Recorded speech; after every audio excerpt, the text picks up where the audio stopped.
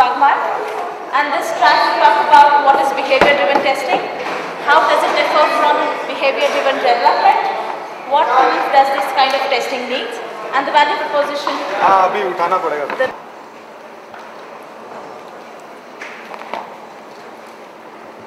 I hope the game has, or the workshop has energized you and you're awake after the lunch now. It's always tricky getting a session after lunchtime. The game always helps. What I'll be talking about today is something which I've come up with called behavior-driven testing. It's not really something I've come up with, but it just seems so obvious, but not very well used in that sense. In fact, at times it's more obvious than anything else. But this is just purely based on my experience over the past couple of years, is the way testing has happened and the way we are progressing in the testing life cycle. Things are changing. And what is that change? There have been some miscommunication of sorts, some confusion of sorts, and this is an attempt to clarify the confusion. I would like to talk in this session based on a case study. A case study more because it always helps having a concrete example to back your thoughts with. So what I'm going to do is, based on my recent project that I work on, it's for enterprise customer, which has got a lot of multiple long-running projects that they have. Some of these are legacy applications. And of course, because it's one customer having all these applications, there's some sort of integration between them. So using this as a reference, I would like to talk about what behavior-driven testing is. Before we get into behavior-driven testing, setting some context in a better way, what are some of the challenges that you come across in enterprise products, in testing enterprise products? Either there is no automation or little automation, and most definitely there is a long regression cycle. Even though you may be executing in a waterfall or agile methodology, inherently because it's a long-running project, it's going to be a mini waterfall project of kinds in terms of testing. There's a huge cost of fixing defects because testing is really falling back and not happening in cycle within the same iteration or sprint, which means that the cost of finding and fixing the defect, the cost of finding and fixing the defect is huge. So we did some analysis for this customer about what really is happening. What we realized is that there was not much visibility in terms of what is really being tested for these products or these projects. In this particular case, they had a lot of tests written in QC which were outdated or not really used very well. The tests were brittle. They were written up once upon a time when that product was being built. And can I just get another mic, please? So in this particular case, what happened is that they had a lot of tests in QC which were quite outdated. They were quite brittle because it's a long-running app and no one really went back and looking into revamping what the test suite really looks like. Which meant that there was little or very less value that we were getting out of all these test cases that have been documented over there, right? And of course, there's a maintenance nightmare. What happens, you keep on adding on tests, iteration after iteration or release after release, and you're not really cleaning up your existing suite in any way at all. So either you don't do maintenance, or whenever you get a chance to do the test maintenance, it's a huge problem over there. So then we started thinking about, okay, this is our scenario, what are the different options that we have over here to try and solve for this particular customer of ours. One way that they have currently was on the left, as we see over here, you have you need special devices of sorts to get visibility to what is really happening.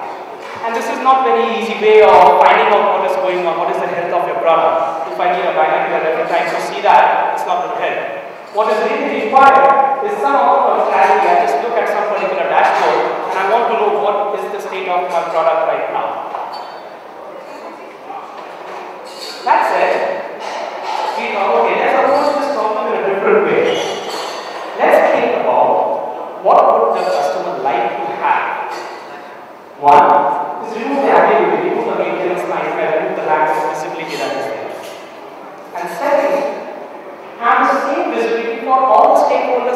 project, in that program, whether it is the product owners, the BAs, the PMs, the devs, the QAs, whoever else is required over there. Everyone should have the same visibility into what the product is doing.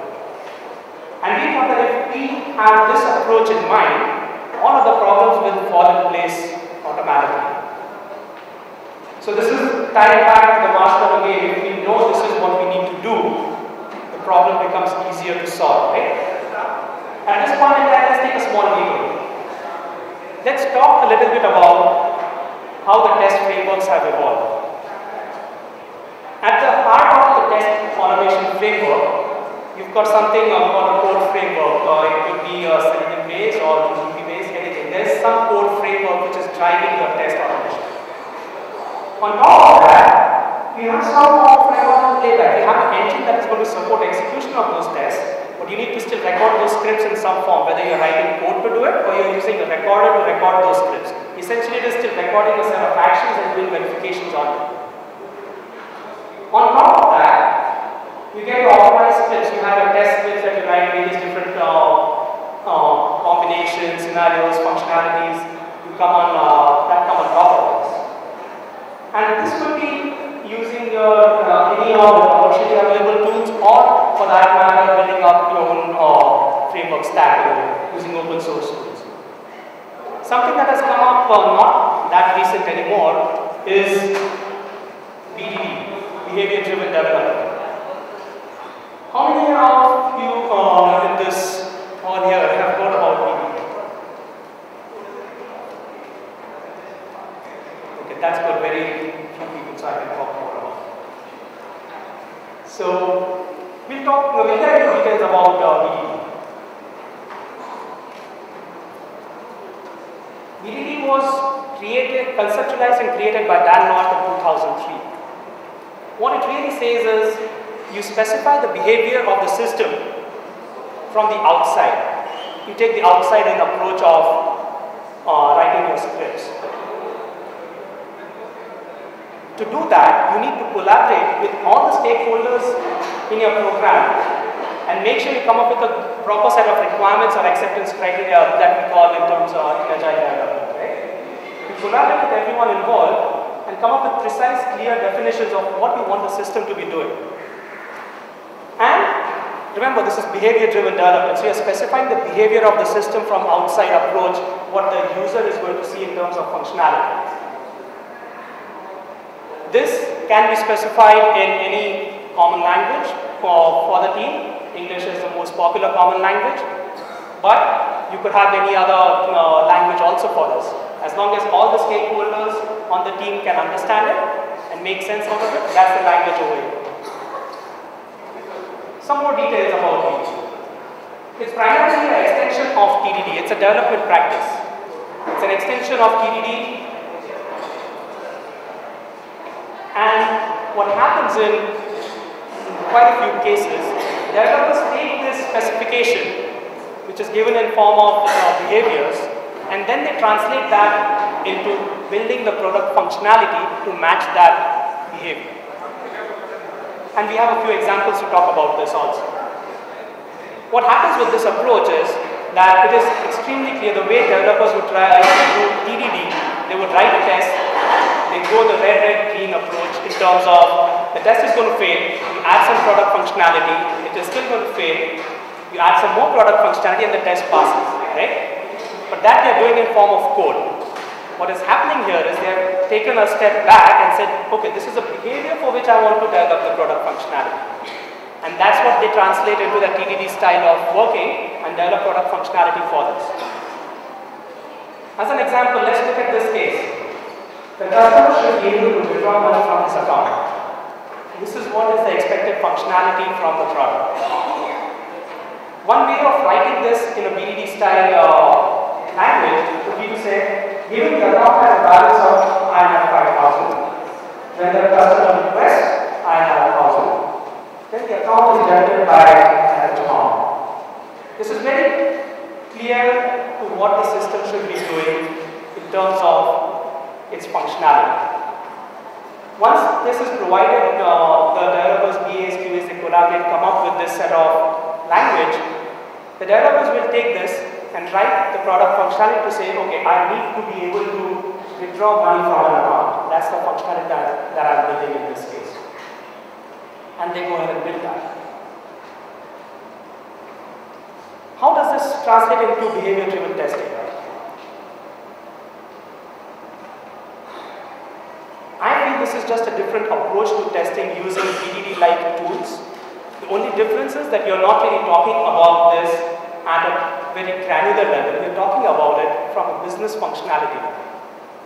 You look at a business functionality as a whole and say, okay, this is how I would, or a user of this product would be using various different functionalities or combinations in my product and achieve certain results out of it.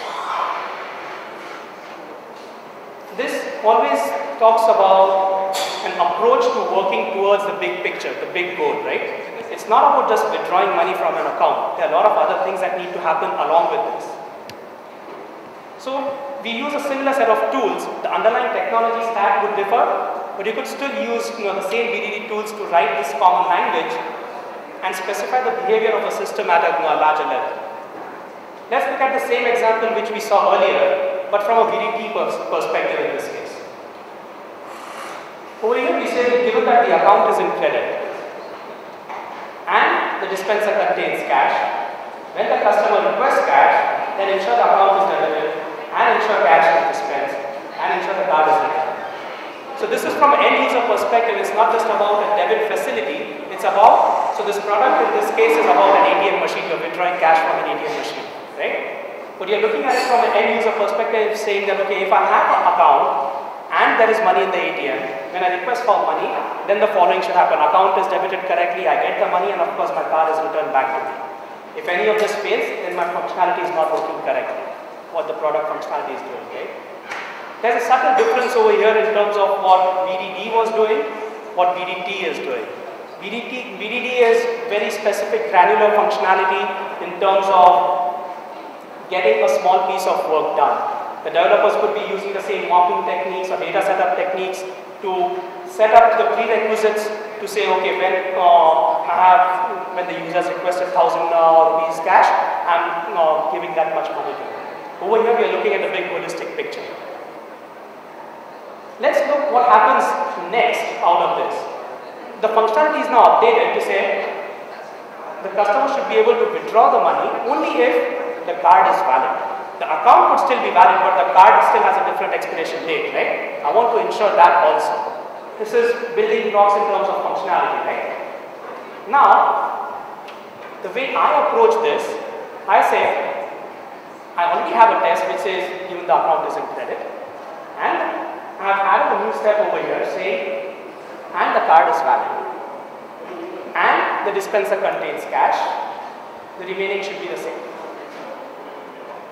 So you're building on the behavior of the system and adding more functionality to it instead of probably just creating a new set of tests and not looking at this again. This test would have still continued to work the same way regardless of what functionality is changed in this example, right? I could have very easily just added a new test to it, but no. Because I know the functionality of dispensing cash, that test already exists, if I add this incremental validation to it, I can still achieve the same functional verification of the product in this case. Another difference, there are different ways of writing these or specifying these behaviors. One is an imperative way of defining this. I'm sorry if this is not very visible, but I'll just read it out very quickly. It's very self-explanatory in that sense. So it says, given I have an aggregate creation page, then I fill in the name of the aggregator, I select file class for data, fill in and class and so order and so family, ages, check the eggs and click create button. Then I should see the notice, thank you for adding submission. And the page should contain whatever details you have seen.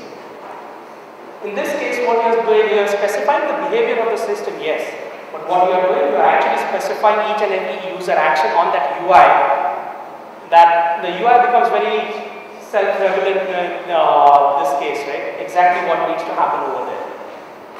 There's another way of writing these tests, which is called the declarative way. In the declarative way, what you would say is, given I have an algorithm creation page, then I add a new algorithm, Then I should see the page for doing behavior action and the notice line for annual submission. In this case, you are hiding all the details about specifying the nitty-gritty details about how that animal needs to be created. Why is this important? Why am I talking about all this? The difference is in the way you are expecting your test to work. You are expecting to test the application. Are you testing what the product is supposed to be doing? Or are you testing how the product is doing what it is supposed to be doing? There is a difference. A slight difference of sorts, a slight or huge difference in that sense. I could very easily write it in the imperatives way, but that way I'm tying my test to the UI layout of the page or the product, the application. It is very much coupled with the application. Any small change in the layout or the UI, most likely I have to come back and change my test. Whereas in the declarative way, you are saying, I don't care how you are doing it. As long as I'm able to create an animal from the animal creation page and I see that success message correctly, I'm good. This is just in terms of specifying the test. The implementation of how the test translates into the automation, that still remains, that still needs to know exactly what fields are supposed to be entered over there, what values are supposed to be entered in those fields. In this case, it's going to be default values of sorts. Let's come back. Let's proceed from here. So what does this do, right? There are two ways of looking at this. How are we writing the scenarios? Scenarios, by the way, are very Cucumber specific way. In some cases, in I think JBehave or Twist, there are various different ways of writing as, when, then, or given, when, thens. So the important thing is about how you are approaching writing the test itself.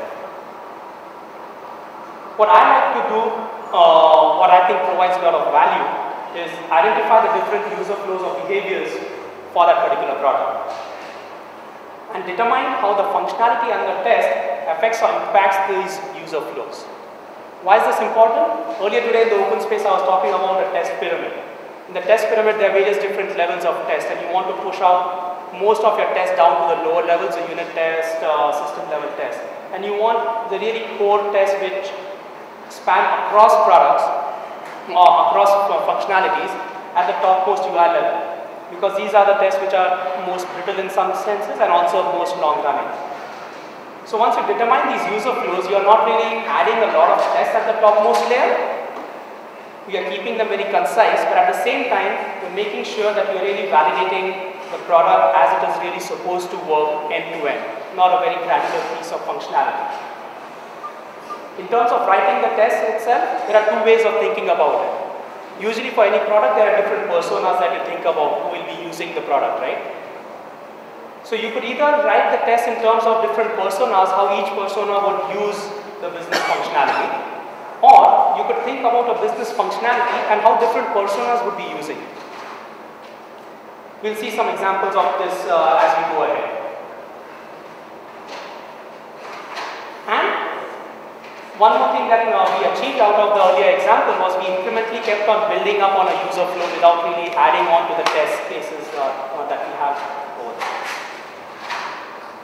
Another thing this approach, BDD or BDT approach does for us is it provides the visibility at a common level to everyone who's looking at it. We also end up automating the right set of tests at that topmost layer of the test pyramid. We don't automate each and everything in that case. And it also makes our testing efforts much more effective. We are focusing our efforts on automation at the correct level of test, which hopefully frees up time to do manual and exploratory testing around other things which have not really been automated. That's it, let's get back on track. This is the application that we started automating for this particular client. The application primarily has got two web interfaces. One is the admin interface. It's an auction, a used car auction product. So there's an admin interface to create this auction itself or sale itself. And there's one page which actually has all the details as the sale is in progress. So you're selling one vehicle at a time and you've got a list of other vehicles that are lined up that will be sold one after the other. That will come on the bidding log one after the other. So if there's just one page, And one action, for example, if I say in the run now box over here, I enter some value and I click on submit, there are 10 different things that are going to happen on this one page, and which are also going to be seen differently for various different personas. In this case, the personas are an auctioneer, there could be hundreds of buyers, and there could be n number of sellers in this, because many different sellers could be selling the vehicles over here. And each of these different people, these different personas, sees details differently. So how would you write this test? So we knew the problem what we are trying to solve. And now we said, okay, now we've understood what we are trying to accomplish over here. How do we really try and solve this problem, implement a solution for this problem? So we sat together with the BAs, the devs, the product owners to understand what really the product is supposed to be doing. What the product is supposed to be doing, not what the implementation of the product is. Note the difference, right? We created user flows of various different sorts. We used a lot of whiteboarding over there to understand what are the different flows that should be happening for this particular product. Again, this is all business functionality, what the product is supposed to be doing. And based on that, we said, okay, let's write out a test now for this. We use the approach of business functionality, or driving the test for business functionality and how it affects various different personas. Because the test setup time, data setup time was so huge in this case, we did not want to repeat the same set of tests n number of times for various different personas, do the same action and just see it differently on different personas, right? So we wrote the test of this sort. Given auctioneer creates a sale, when auctioneer starts the sale, then auctioneer can jump to a particular run. When auctioneer says to start with it, then auctioneer cannot jump to it. And buyer also cannot jump to it. When a buyer bids and auctioneer sells the vehicle, then auctioneer should see the next vehicle on the road. So what happens in this case is that each step over here, each action, first of all talks about who is doing that action. In this case, auctioneer is creating a sale, and auctioneer can start the sale. No one else can do that. It's very explicit in terms of a business action who can be initiating or doing that particular flow, accomplishing that business functionality. How the functionality is actually implemented or tested in this case, like for example, creating a sale. We don't care, the product owner does not care in this case how a sale is created, which page it goes to, what values it enters. Product owner does not care. As long as the sale is created and the auctioneer can start the sale, that's what matters to the business owner. As part of implementing the actions for this and verifications if actually a sale is created or not, that's a framework internal data. It's all hidden from them. No one else needs to know about it in this example. So, what we accomplish is who is doing the action, what is the business functionality, actions and verifications or assertions happen implicitly, and these sort of become long-running tests of sorts, which is anti-pattern of sorts, right? Typically we say whoever's done test automation or read about test automation would have said, read that test should be really atomic. Set up data, do action, verify and get out of the test. And there should be no dependencies in the test. Yes, that works really well. But if I had applied the same pattern over here, it would have been a test nightmare. So what this means is, there are reasons when you need to take a step back and say, yes, I have been doing this forever. You could have been saying, I will do this forever. But is this really the right thing to do for the product under test? How many times do we take that step back and ask ourselves or our team members the question, is this the right approach to do it? Is this the right approach to write tests? Is this the right approach to automate tests? Many a times you have to come up with custom solutions in order to make testing effective. The current state of this project, we've been running this project, testing this particular product for more than a year now. Since the first test that we wrote, was a login test. I go to this page, I log in, I should be logged in or I should not be logged in. First set of tests. First thing we do after writing the test, create a custom instance and set it up on Hudson. Why? Because of our original goal that we want to provide that visibility, common visibility to everyone, what is the health of the product. Since a year, we got 23 feature files. Feature files, again, a very Cucumber specific scenario, Cucumber specific terminology. It's nothing but text file of sorts with extension .feature. It has various different test cases in it. We just have 23 feature files. In all, total of 65 tests that have been written, automated rather, to verify the functionality of this enterprise-wide app for over a year. It's not that we could not write more tests. These tests provide all the visibility, all the verification that we need to have in the product. And this gives us time to do a lot of cross-browser testing manually. It gives us time to do manual and exploratory testing. It gives us time to do story testing, everything. But we know that end-to-end functionality is working if these tests keep running. Our smoke test execution is 15 minutes. Regression test execution is 45 minutes. Of course, these are parallel jobs, but total time, overall time is so much.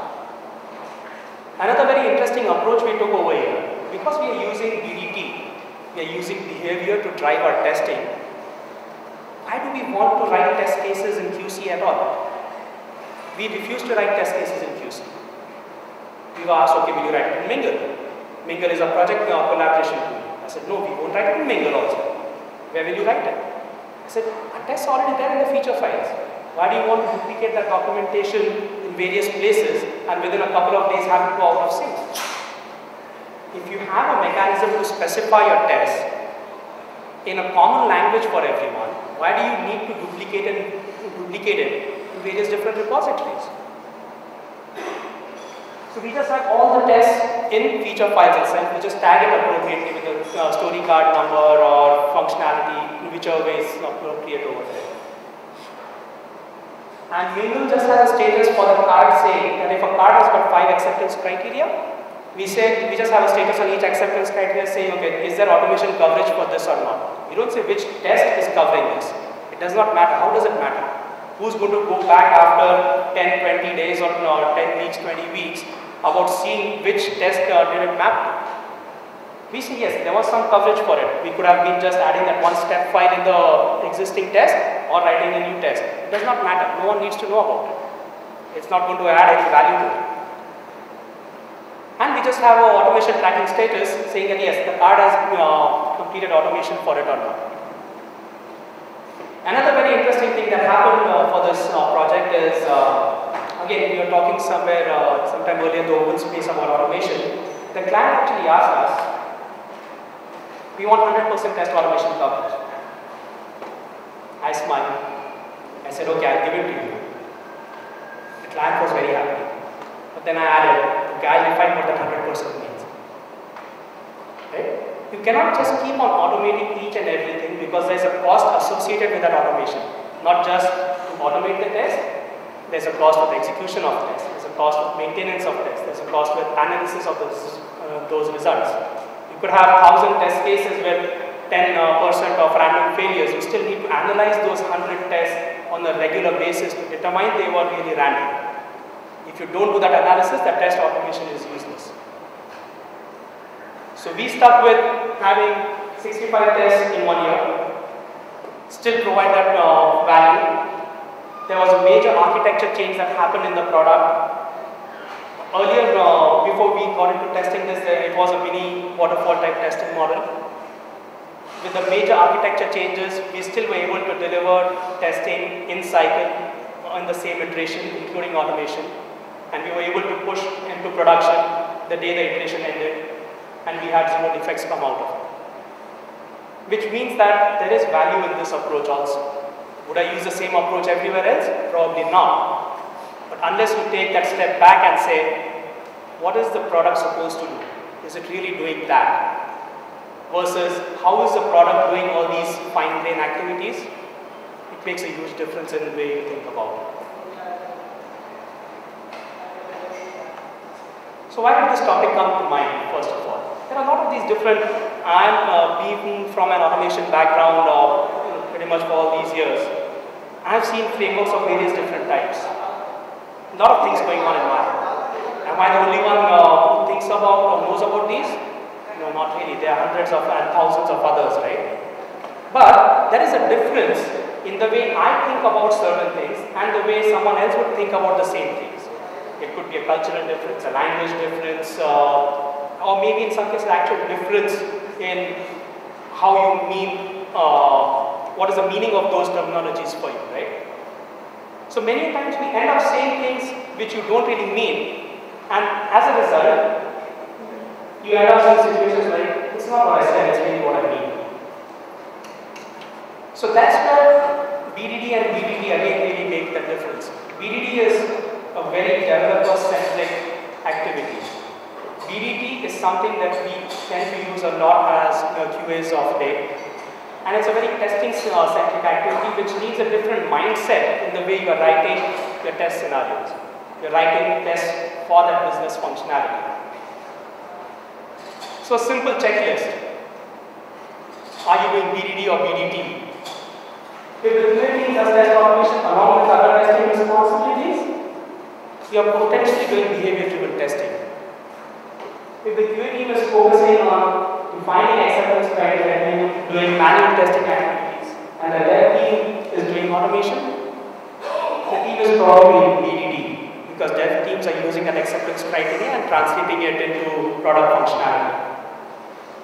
And in some cases, there's a combination that also goes on where the QAs and BAs really work together in defining those acceptance criteria. Devs will automate some of them, and then the QA team picks it up and writes more tests around the hooks that have already been done. So it's potentially a combination of BDD and BDT. The last thing that I would like to end this with is there are a lot of tools available that will enable you to do BDD or BDT in that sense. In the Ruby world, there is Cucumber. In Java, there is JDF. In .NET, there is SpecFlow. And there is Twist, which is a ThoughtWorks toolless product. This offers a very unique advantage, though being a commercial product of sorts. You can actually mix automated tests and manual tests with this. So maybe some step cannot really be automated. You run the test in automated fashion in some form, and it will pause for some manual intervention, and then it will proceed again on the automation. I thought that feature is really very unique to Twist. Anyway, I hope, at least since most of you are not really aware of BDD, this at least provides some insight into what BDD does, how can BDT be different, and what value proposition it brings to the table. If there are any other questions, since we are running out of time, I guess, open it up for Q&A, water time Priyanka lets me, and otherwise we'll catch up offline. Sure. Questions, please. Two questions. The one question is putting another PD into the picture, which is ATPD. How do you compare that with this? So, that's one. Yeah. The second question is that you can take them together. The second question is about given that all the test cases are going to be in files, how is the coverage going to be specified? In what way you will specify coverage, and given so many features and so many things, X percent is covered, Y percent is covered, how to specify coverage in the BDD mode? Okay. So first question, the ATPD, acceptance test driven approach. It is quite similar, I would say almost the same as BDD, because what you really take is you specify the behavior of the new functionality and you're translating it into product functionality. Right? So in BDD case, you would just write something like a given when then and you sort of translate it into product functionality. In ATPD, you are making the boundaries much more fine, much more controlled in that sense. You are saying for story card, in the middle or in the agile world, each story card has a set of acceptance criteria. You take each acceptance criteria and using that you write a BDD test for it. Right? That may not be in the language of users. So the acceptance criteria is going to be in the same language, right? It's going to be in simple English or whichever common language across.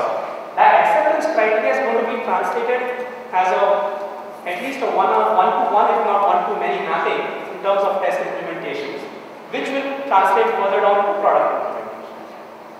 So BDD and ADDD, they are quite dev-centric activities.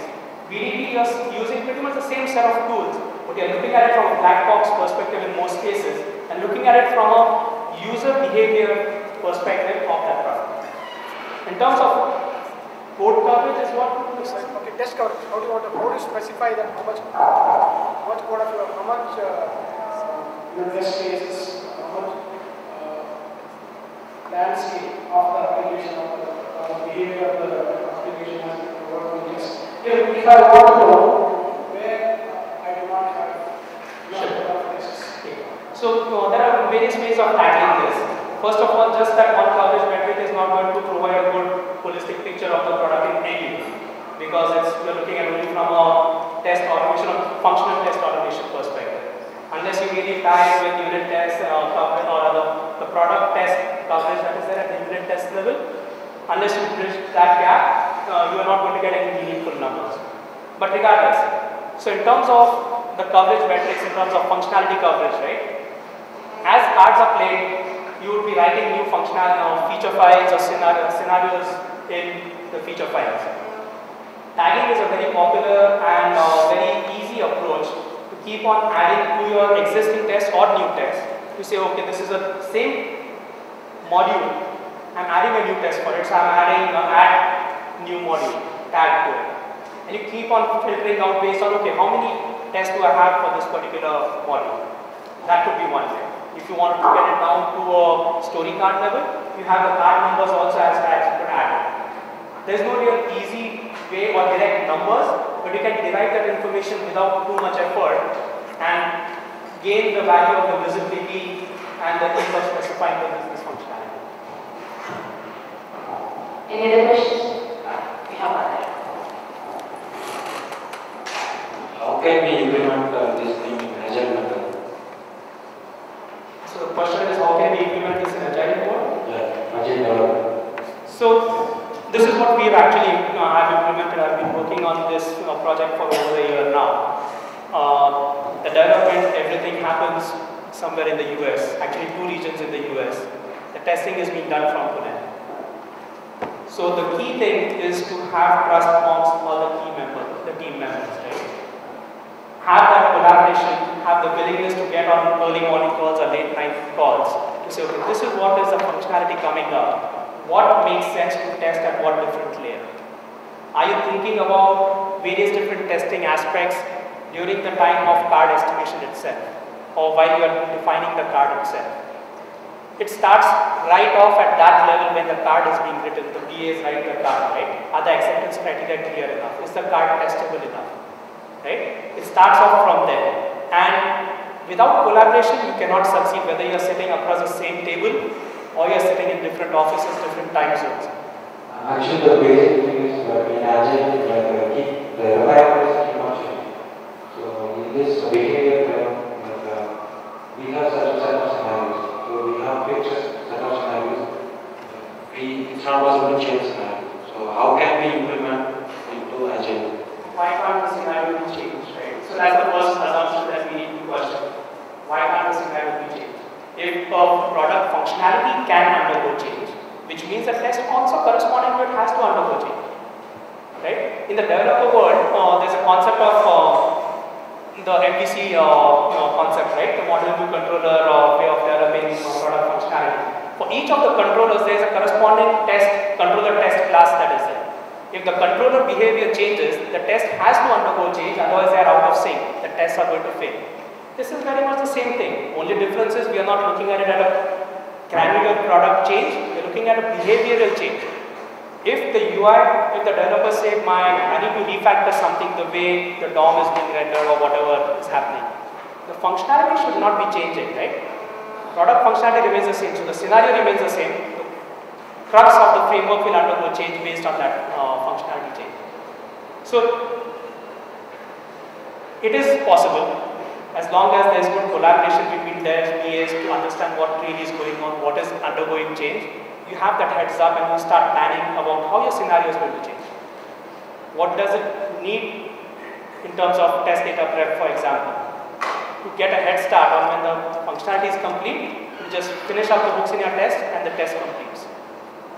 And that For my understanding, I don't think so it's quite enough to do a testing, because there could be n number of things like boundary testing is there, or negative scenarios would be there where the client does not have money into account. Then what will happen if he withdraws, or what are the other scenarios, or what is load or performance, and there are a lot of things. absolutely. Right. So it's so much focus on behavior, isn't it impacting the other part of the quality of the product? So let me ask you this question, right? If, for example, the account has got just 1,000 rupees balance and you're trying to withdraw 1,500, what should happen? Wrong error. Isn't that the behavior of the system? Right, but Right? So all you're really thinking about, right, is how the system is going to behave in various different scenarios, and you write your test using that approach instead of saying my card is saying that I should just check if the card is valid or not. Right? My story card is saying new functionality is check if the card is valid or not. Instead of just testing that granular functionality, you are seeing how does that functionality impact the end user flow. And either you will write 10 different scenarios for it, or update 5 different scenarios, or delete few scenarios. Whatever combination. You take a judgment call based on what has changed, how it impacts the end system, and write tests accordingly. okay, and what about other than compatibility or the hardware that's going to be required? Are you going to cover everything in that? If it can be specified in behaviors, if the performance of the page, for example, should be X milliseconds, that's a very explicit requirement. There is no ambiguity between what the product owner is saying and what the developers mean out of it. How it translates into test, whether it's a unit level test or system level test, it's irrelevant. But you are reducing the chance of confusion between stakeholders saying, oh, this is not what I meant, this is what I said. Okay, you just need to cover everything.